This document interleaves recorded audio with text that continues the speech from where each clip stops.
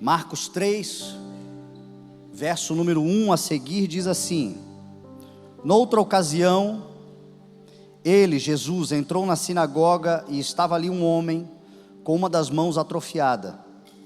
Alguns deles estavam procurando um motivo para acusar Jesus. Por isso, o observavam atentamente para ver se ele iria curá-lo no sábado. Jesus disse ao homem da mão atrofiada: Levante-se e venha para o meio. Depois, Jesus lhes perguntou: O que é permitido fazer no sábado? O bem ou o mal? Salvar a vida ou matar? Mas eles permaneceram em silêncio. Irado, olhou para os que estavam à sua volta e, profundamente entristecido por causa do coração endurecido deles, disse ao homem: Estenda a mão. Ele a estendeu e ela foi restaurada. Então os fariseus saíram e começaram a conspirar com os herodianos contra Jesus sobre como poderiam matá-lo. Amém? Pai, nós te louvamos, Senhor. Obrigado pelo teu favor, a tua graça, a tua palavra que nos orienta, sempre nos orientou até aqui. Desejamos, Senhor, que ela siga nos conduzindo, como lâmpada, como luz, como pão, como nutrição para o nosso espírito. Em nome de Jesus, fala conosco, revela o teu coração, Senhor. É a nossa oração, para a glória do teu nome, em nome de Jesus, amém. Amém? Amanhã, com a graça do Senhor, estarei completando 45 anos. Desses 45 anos, 2/3 vividos na presença do Senhor. O primeiro terço do primeiro ano aos 15 anos de idade, criado na igreja, vivendo na igreja, conhecendo e me desenvolvendo no caminho que eu deveria andar, através da instrução dos meus pais, dos meus avós, da igreja, dos aprendizados na comunhão. E aos 15 anos de idade também, por conta da igreja, porque é difícil você se relacionar com pessoas, o desafio de andarmos uns com os outros sem nos contaminarmos, nos magoarmos, e a imaturidade é o que nos faz muitas vezes nos afastarmos do projeto de Deus, que insere a igreja, e a igreja não é Deus, a igreja são as pessoas que servem a Deus, e as pessoas são difíceis de lidar. Eu acabei me afastando, eu passei o segundo terço da minha vida longe, 15 anos longe, afastado completamente. Aos 30 anos, eu fui resgatado pelo Senhor, e aconteceu comigo algo inusitado, e eu acredito que não é algo especial com o Fernando, mas tem a ver com o tempo em que nós vivemos, e a necessidade da proclamação do Evangelho imediata, urgente. Eu me converti aos 30 anos, eu voltei para casa, voltei para os caminhos, mas logo comecei a pregar, quase que instantaneamente, eu já comecei a ministrar a palavra do Senhor. E esses últimos 15 anos eu tenho guardado a minha vida nesse lugar de pregação, de proclamação, de anúncio da palavra, porque foi o que o Senhor mandou eu fazer, me constituiu para isto. E nesses 15 anos então, pregando o Evangelho somente nessa dinâmica de plataforma, aqui, na plataforma são mais de 1000 mensagens já, fora as mensagens que a gente prega no dia a dia, nos particulares, a pessoas, indivíduos, a mensagem que a gente prega na internet, os textos que a gente escreve. Então, o número vai aumentando muito e a conta se perde, mas eu sei que eu já preguei mais de 1000 mensagens na plataforma, porque absolutamente tudo que Deus me dá eu escrevo. Eu costumo registrar tudo que Deus me dá. Esse texto aqui especificamente, eu não me lembro de ter pregado ele alguma vez na vida. Se já preguei, faz muito tempo, e olhando os meus escritos, como já tem muita coisa guardada, eu acabei não encontrando. Mas esse é um texto muito importante, muito interessante, muito necessário, e pode ser contextualizado para os dias de hoje, porque mostra Jesus na sinagoga. A sinagoga era o templo, era a igreja dos dias de Cristo. Jesus era judeu, o judeu tem a sinagoga para congregar, para adorar ao Senhor. A igreja de Jesus, quando nasceu, os primeiros anos, ela se reunia ou em casa ou em sinagogas. Eles tentavam se reunir nas sinagogas, mas como eles eram muitas vezes afastados, que foi, Tom? Não está falando comigo? Não. Tom está fazendo assim ou ele está fazendo gesto? Como a sinagoga, muitos judeus foram se convertendo, então eles iam congregar nas sinagogas, mas havia uma dificuldade de doutrinas, então a igreja, para não deixar de congregar, começou também a congregar em casas. Lá no futuro, então a igreja passou a ter os seus templos particulares, esse local de reunião. Mas muita coisa que acontecia naquela época acontece hoje também. E uma delas é a dificuldade que muitas vezes o Senhor encontra de poder realizar a sua obra na vida das pessoas por causa da nossa regra, por causa da nossa doutrina, por causa da nossa tradição. Jesus encontrou ali um homem numa necessidade, numa atrofia, numa deficiência que lhe impedia de viver uma vida plena. Aquele lugar deveria ser um local promissor, que favorecesse o milagre acontecer, mas o texto vai dizer que os líderes religiosos estavam olhando atentamente para Jesus, para ver se ele iria curar aquele homem, porque aquele dia era um sábado, e a regra deles no sábado não se faz nada, e aquilo deixou Jesus indignado, porque muitas vezes a regra que nós criamos, ela se impõe sobre a misericórdia, ela se impõe sobre o cuidado com as pessoas, o coração que se inclina para socorrer. E aí Jesus diz: o que vale fazer no sábado? O bem ou o mal? Curar ou matar?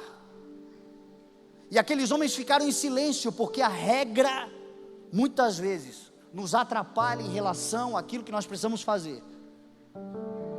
É mais ou menos como se uma pessoa chegar aqui hoje, no nosso templo, um lugar promissor para acontecer milagres, porque Jesus está entre nós, Jesus está aqui hoje, e aonde Jesus está, coisas sobrenaturais podem acontecer, extraordinárias podem acontecer. E aí de repente chega alguém com fome, e a gente diz assim: não, volta amanhã, porque amanhã que é o dia de distribuição de comida, hoje é só dia de ceia, hoje é dia de encontro, a despensa está cheia, tem sacolão lá, tem comida lá, tem condições de alguém parar o que está fazendo, ir lá e pegar um sacolão, entregar para essa pessoa, ela poder ir para casa feliz, porque aplacou a sua fome. Não, passa fome mais um dia, porque a regra é amanhã que é o dia de distribuição de alimento. É como se chegasse alguém aqui hoje, um jovem, ou um casado, ou alguém com uma necessidade urgente, emocional, espiritual, precisando de um aconselhamento, de um socorro, e a gente diz assim: não, volta em março, porque é em março que começa o Tamo Junto está de recesso. Os casados só vão se encontrar na primeira sexta-feira lá do mês de março, então volta outro dia que hoje não dá para atender. Isso deixou Jesus indignado, porque a misericórdia tem que triunfar sobre o juízo. O socorro, o em podendo fazer o bem, como diz a palavra, não mandar a pessoa voltar amanhã, se você pode entregar o bem a ela hoje. Não diga passa depois, se hoje você pode socorrer. Quantas vezes nós somos tentados a isto? Nós até podemos fazer, alguém bate na nossa porta, um pedido de ajuda, um pedido de solução, às vezes é no trabalho, uma coisa que a gente pode fazer imediatamente, mas a burocracia das nossas regras, das nossas ordens, da nossa rotina, querem nos tirar da rotina, e a gente diz assim: não, hoje não, volta amanhã, poderia fazer, mas volta depois. E a pessoa continua aflita, a pessoa continua angustiada, a pessoa continua com um problema, a pessoa continua dependendo de um favor. O texto vai mostrar que esses homens, eles estavam esperando ver se Jesus iria fazer alguma coisa em prol de alguém, quebrando a regra deles, e por isso eles poderiam gerar ali procurar um meio, conspirar contra Jesus. A Bíblia vai dizer que eram os fariseus e os herodianos. Os fariseus eram o poder religioso, os herodianos eram o poder político. É quando na política e na religião gente se junta para suprimir o reino de Deus.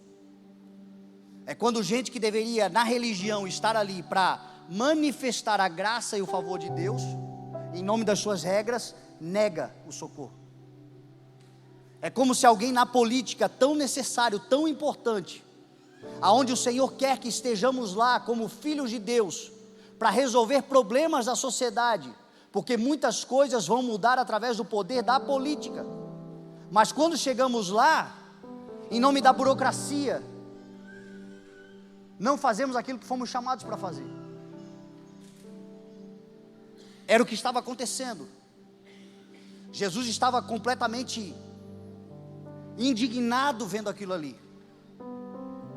E a primeira coisa que eu gostaria de deixar é: nós estamos começando um ano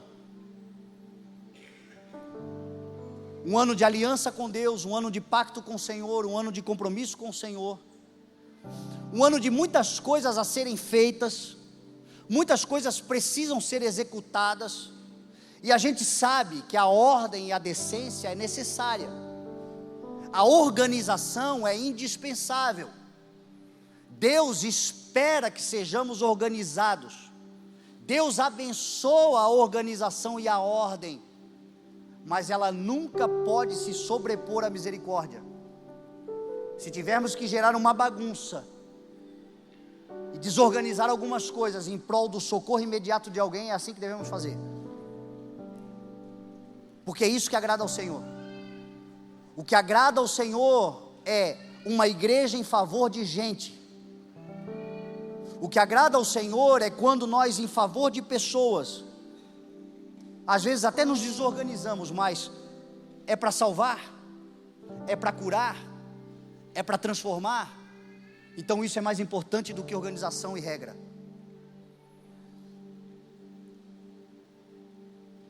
Às vezes a regra que você criou dentro da tua casa é tão rígida que a vida humana tem valido pouco, que o relacionamento com os teus filhos tem valido menos, a tua relação com a tua esposa, com o teu marido tem sido afetada, porque a regra é muito rígida e ela suprime, ela oprime o relacionamento, o carinho, o afeto, o amor, o socorro, o alívio. Cuidado para não ser um burocrata da fé,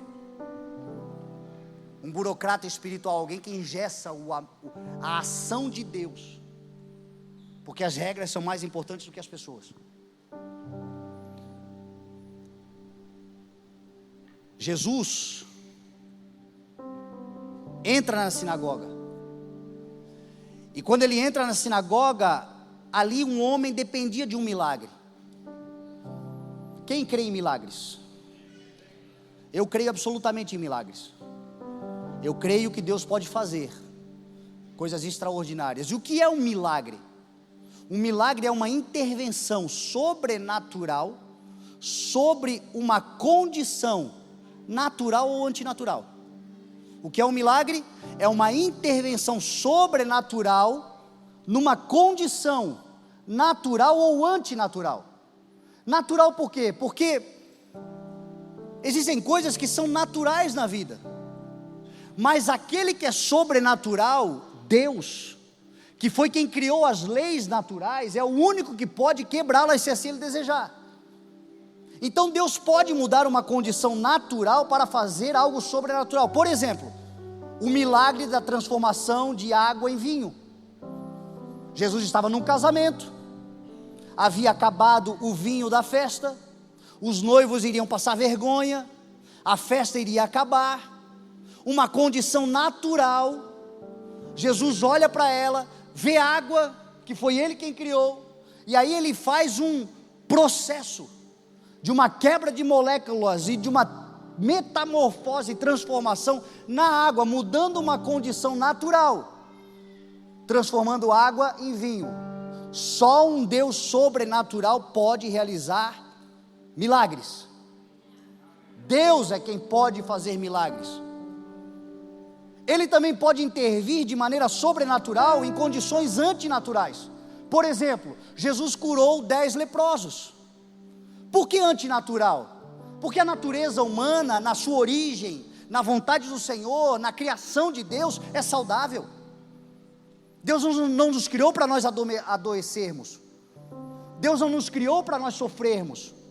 É antinatural o sofrimento, é antinatural a dor, é antinatural a morte. A morte é uma consequência do pecado. O homem originalmente foi criado para viver eternamente com o Senhor. Por isso que Jesus Cristo na cruz do Calvário declarou: aquele que crê em mim não morrerá eternamente, ainda que morra viverá.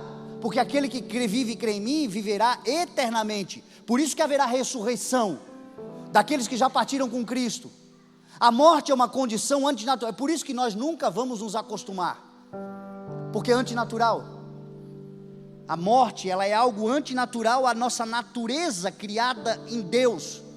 Então a gente nunca vai se acostumar com ela, a gente passa por ela, a gente aceita o processo, porque isto é uma condição do pecado de Adão.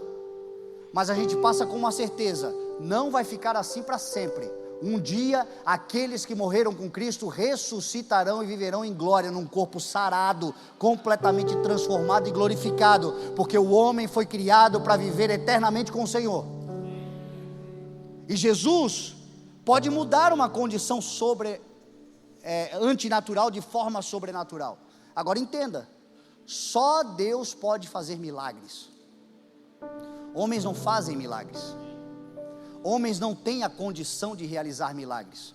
O homem pode no máximo ser um instrumento de Deus, aonde Deus através dele realiza algo sobrenatural. Atos capítulo 19 vai dizer que Deus fazia milagres extraordinários por meio de Paulo, de modo que até os lenços e aventais que Paulo usava eram colocados sobre os enfermos, e eles eram curados, e os espíritos malignos saíam deles. Como? Deus através dele. Então Deus é quem pode fazer milagres. Se você depende de um milagre, confie que Deus pode fazer. Se você precisa de uma intervenção sobrenatural diante de uma condição natural ou antinatural, Deus pode fazer. Deus pode fazer. E Deus pode até usar um de nós, que nada mais seremos do que um canal por meio de quem Ele faz, mas somos tão agraciados em participar como aquele que recebeu. O ser usado na mão de Deus para a realização de um milagre que Ele é quem fez, deveria nos dar um senso de inutilidade e de espanto tão grande quanto aquele que recebeu o milagre. Mas hoje tem muita gente querendo ser instrumento de milagres na mão daquele que pode fazer, para roubar a sua glória, para fazer espetáculo da fé, para de alguma forma dizer, foi Jesus quem fez, mas aparecer como se fosse Ele o único instrumento na qual Deus pode fazer. Talvez seja por isso que os milagres têm sido mais discretos, porque Deus pode fazer através de nós, mas Ele não depende de nós. Ele pode fazer milagres através de um corvo que vem alimentar um profeta. Ele pode fazer milagres através de uma experiência individual que transcende qualquer outra explicação natural porque o Deus sobrenatural tem o poder de quebrar as regras se assim Ele quiser. Então Deus pode fazer. Se você precisa de um milagre, seja de ordem natural ou antinatural, creia que Deus pode. E se o milagre não acontecer? E se o milagre que eu espero alcançar não aconteceu ainda? Como eu devo me portar? Se o milagre que você espera ainda não aconteceu, há uma alternativa. Qual é? Viver na medida da revelação que você tem, para amenizar ou anular os efeitos nocivos desse problema que você está vivendo. Como? Por meio da ciência, por exemplo. Através de tratamentos terapêuticos, medicamentosos. Através de revelações, porque talvez o seu milagre não é de ordem física, de saúde, mas tem a ver com comportamento, com caráter, com sentimento, com emoções, com relacionamentos, com trabalho. Se o milagre que eu espero, a porta milagrosamente não se abriu, a cura milagrosa ainda não aconteceu, o caráter milagrosamente ainda não foi transformado, como eu devo me portar? Vivendo na medida da revelação, para amenizar, ou para talvez até anular completamente os efeitos daquilo. É o que chamamos de ciência. Guarde uma coisa no teu coração: a ciência também é Deus. A tecnologia também é Deus. As maneiras que facilitam a forma com a qual você vai lidar com isso. Você espera de um milagre, mas ele ainda não aconteceu. Entretanto, há ciência em relação a isso, há conhecimento em relação a isto, há estudo em relação a isto, há medicamento em relação a isto, há estratégia em relação a isto, há revelações em relação a isto. Isto também é Deus. Deuteronômio 29 vai dizer assim: as coisas encobertas pertencem ao Senhor, o nosso Deus, mas as reveladas pertencem a nós e aos nossos filhos para sempre, para que vivamos em obediência a esta lei. As coisas reveladas. 2 Reis capítulo 2, capítulo 20, 2 Reis capítulo 20, vai mostrar uma doença grave do rei Ezequias. O rei Ezequias estava gravemente adoecido, e Deus manda o profeta Isaías até ele, e a palavra do profeta Isaías não era animadora.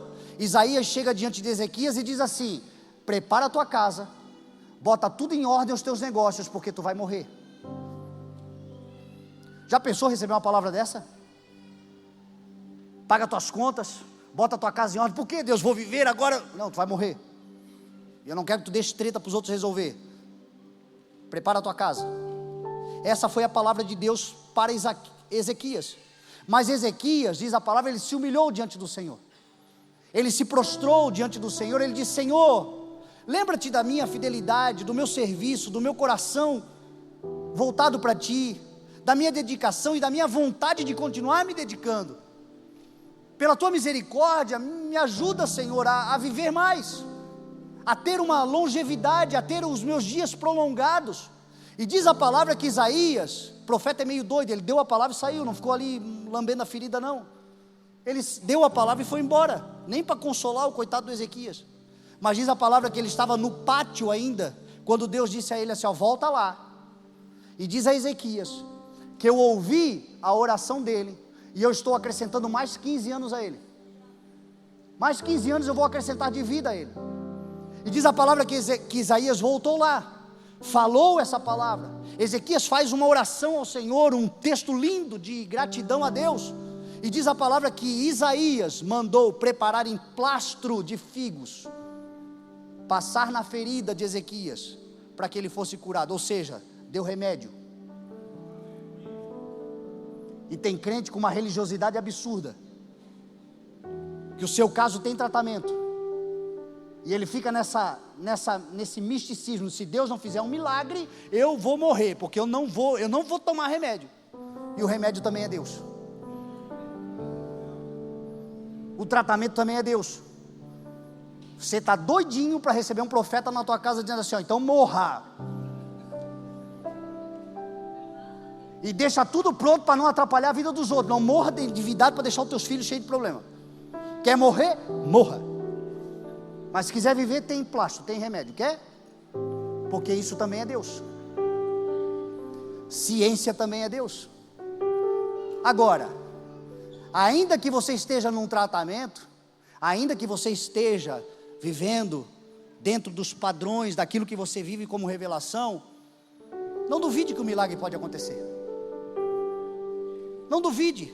Faça o que você pode fazer e creia que o Senhor pode fazer o que você não é capaz de fazer. Aprenda a viver uma vida onde aquilo que me cabe fazer, eu vou fazer. Aquilo que já tem revelação, aquilo que já tem ciência, aquilo que já tem capacidade humana, é Deus quem revelou e pertence a nós para sempre. Por que não usufruir? E aquilo que eu não sei, aquilo que eu não posso, Deus o fará. Às vezes é de ordem de caráter. Você quer ver uma coisa que precisa de milagre? Precisa de milagre para transformar a vida do indivíduo? A insensatez. A insensatez, só um milagre. O homem não consegue mudar isso. Salomão vai dizer assim que a insensatez, ainda que você moa, Provérbios 27, 22, ainda que você moa o insensato como trigo no pilão, a insensatez não se afastará dele. Você pode pegar o insensato, você pode moer ele todo, quebrar ele todo. Aprendeu, miserável? Ou tu quer apanhar mais? A insensatez não se afastará dele. Precisa de milagre. Eclesiastes 10, Salomão vai dizer assim: assim como a mosca morta produz mau cheiro e estraga todo o perfume, um pouco de insensatez pesa mais do que sabedoria e honra. Você está num ambiente de sabedoria, de honra, de organização, de alinhamento, de todas as coisas funcionando, chega a sem noção, estraga tudo. A insensatez tem esse poder de feder, igual mosca morta. Ainda em Eclesiastes capítulo 9, Salomão vai dizer assim: a sabedoria é mais valiosa do que armas de guerra, mas um só pecador estraga muita coisa boa. Você vê como às vezes uma pessoa é capaz de estragar todo um ecossistema criado em harmonia, por causa da insensatez. E o que o texto está dizendo? O que isso nos mostra? Só um milagre. Só se Deus fizer um milagre para aquela pessoa deixar de ser insensata, Deus pode fazer? Pode. Mas se Deus não fizer, qual é a medida da revelação que eu tenho e que a palavra me ensina a me proteger? Porque a insensatez é como uma lepra na alma, apodrece o insensato e acaba contagiando os outros. Como é que eu me protejo disso? Me afastando. O insensato é no máximo um relacionamento superficial, porque ele vai estragar, ele vai causar problema na tua vida, na tua família, nos seus negócios. A insensatez tem esse mal. Agora Deus pode fazer um milagre. Por que eu estou falando de insensatez? Porque aqui no texto mostra os fariseus e os herodianos completamente insensatos. Jesus fez um milagre, mudou a vida do indivíduo, a mão que era atrofiada foi curada diante dos olhos deles. E qual foi a atitude deles? Saírem dali e procurar um meio de tramar para matar Jesus. É uma insensatez sem tamanho. Só um milagre. Naquele caso, Jesus preferiu não fazer o milagre. Porque às vezes o insensato, na maioria das vezes o insensato é orgulhoso, é vaidoso, é prepotente, tem a presunção da certeza. E a Bíblia diz que Deus se opõe ao orgulhoso. Cuidado com a insensatez. É verdade que nenhum de nós aqui é 100% sensato em tudo. Nós temos grau de insensatez em alguma coisa, alguma área da nossa vida nós agimos de forma insensata. Porém, a consciência da insensatez nos dá tratamento contra ela. Essa ranceníase na alma nos leva a entender, peraí, aqui eu estou pegando pesado, eu preciso me consertar. Usar dos tratamentos que a palavra nos ensina, para se não curar totalmente, pelo menos amenizar os efeitos. Mas em algum momento, o Deus que vê você tratando diligentemente, eu não quero ser um insensato, Senhor. Eu não quero ser essa pessoa que ainda que apanhe na vida o tempo todo não aprende. Ainda que seja esmagado o tempo todo, não acorda. Eu não quero ser essa pessoa. Em algum momento o Senhor fará um milagre e o insensato se tornará sensato em nome de Jesus. Viverá a plenitude, o discernimento, a sabedoria, a honra e a capacidade de fazer coisas extraordinárias. Preservar ambientes. Jesus entra nessa sinagoga, ele encontra tudo isto. Um ambiente religioso, legalista, cheio de regras, e um bando de insensatos, coordenando todas as coisas, completamente antagonista de um milagre, completamente contrário a um milagre, mas ainda assim, o Deus do sobrenatural interveio de forma poderosa sobre aquilo que era antinatural, e curou aquele homem. E aquela cura extraordinária, num ambiente desfavorecido, passou pela consciência e atitude daquele homem da mão atrofiada. Nós estamos num ambiente, graças a Deus, saudável. Em nome de Jesus, um ambiente favorável para que milagres aconteçam. Mas ainda que você esteja num ambiente desfavorável para que milagres aconteçam, o Deus poderoso, Ele pode se sobrepor a tudo isso. Se você ouvir a sua voz, atender o seu conselho e viver na medida da revelação que Ele te deu. Jesus, ao olhar o homem com a mão atrofiada, disse ao homem: levante-se e venha para o meio. Tem coisas que o milagre para acontecer dependem de você se levantar. Deus vai fazer, mas Ele não vai fazer enquanto você estiver nessa autocomiseração. Deus vai fazer, mas não vai fazer enquanto você estiver nesse lugar de marginalidade, no sentido de cantos, sombras, esconderijos, ocultismos.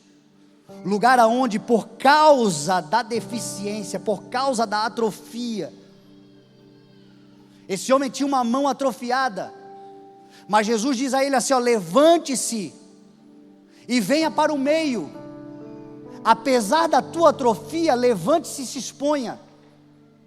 Apesar da tua falha, apesar do teu pecado, apesar da tua condição, apesar da tua vergonha, levante-se e confesse.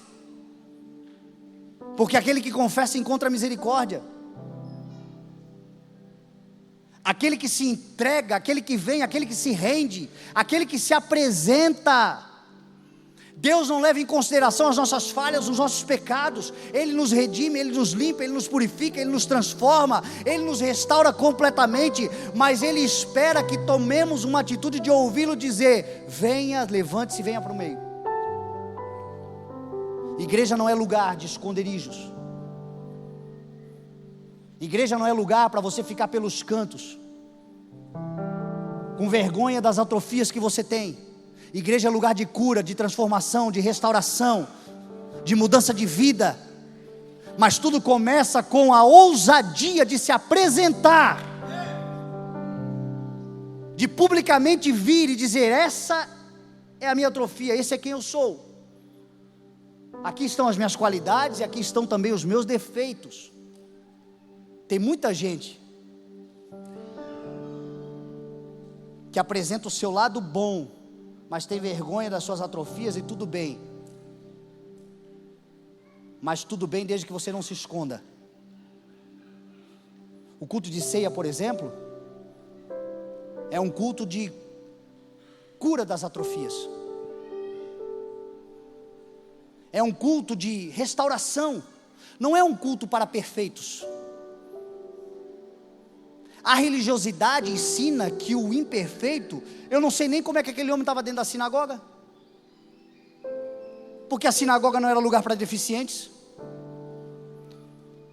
Os enfermos, os doentes, os leprosos, os problemáticos. Lembra de Pedro e João entrando no templo do Senhor? Onde é que estava o paralítico? Lá dentro ou na porta? Estava na porta, porque não podia entrar. Esse homem de alguma forma entrou, o que já era raro. Mas Jesus, ao vê-lo, disse: venha, se apresente, se achegue. Aquele homem foi diante do Senhor. Jesus olhou para as pessoas que lhe cercavam, e diz a palavra assim, irado e profundamente entristecido, provocou aquele povo dizendo: o que é bom? O que é permitido fazer no sábado, bem ou mal? Curar ou matar?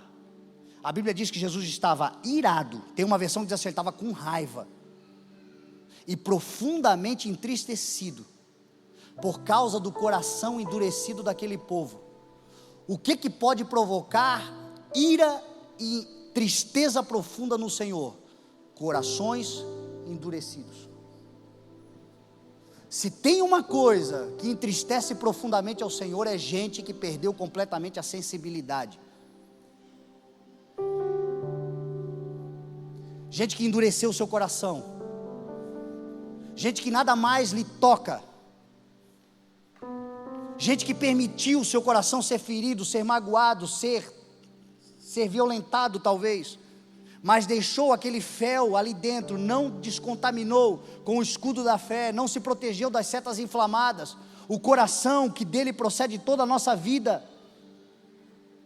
Hoje eu ainda conversava ali com o prefeito, eu falava: que bom, prefeito, que você está aqui, porque a política é um ambiente inóspito, a política é um ambiente totalmente, tem muita falsidade, muita corrupção, muita gente tentando derrubar, e a palavra de Deus purifica o nosso coração, nos mantém alinhados, sensíveis, senão nós vamos petrificar também o nosso coração. E tem gente assim dentro da igreja, servindo ao Senhor com o coração profundamente endurecido. Jesus olha para isso e fica irado e entristecido. Davi no Salmo 51 diz assim: Senhor, cria em mim um coração puro e renova dentro de mim um espírito estável. Os sacrifícios que agradam ao Senhor é um espírito quebrantado, um coração quebrantado e contrito, ó Senhor, tu não desprezarás. O Senhor está à procura de gente com coração quebrantado. Tem gente com coração quebrantado aqui? Gente que não vai perder a sensibilidade das coisas de Deus, do reino de Deus, da palavra de Deus, das promessas do Senhor, das profecias que o Senhor tem liberado, das coisas que o Senhor está fazendo sobre a terra, da igreja do Senhor se movendo. Gente com o coração contrito e quebrantado, o Senhor não desprezará. Ao profeta Ezequiel, o Senhor declarou para a nação de Israel: eu darei a eles um coração novo, um espírito novo. Tirarei deles o coração de pedra e lhes darei um coração de carne. Se Deus não mudar o teu coração, Deus não vai mudar nada na tua vida. Se o teu coração não se quebrantar, Deus não poderá fazer o trabalho. Deus só trabalha em corações sensíveis e quebrantados. Gente que se quebra diante do Senhor. Aqueles caras não amoleceram o coração. Jesus chama aquele homem e diz àquele homem assim: estenda a tua mão. Diante daquele cenário de dureza, de incredulidade, de legalismo, de religiosidade, um homem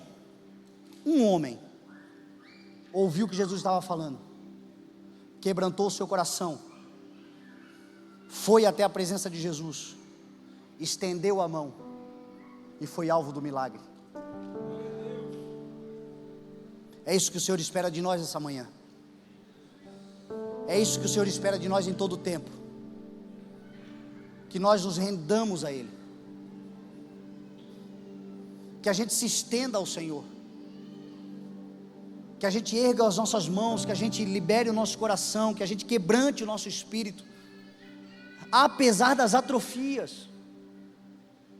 Esse aqui não é um lugar de gente perfeita. Esse aqui é um lugar de gente quebrantada,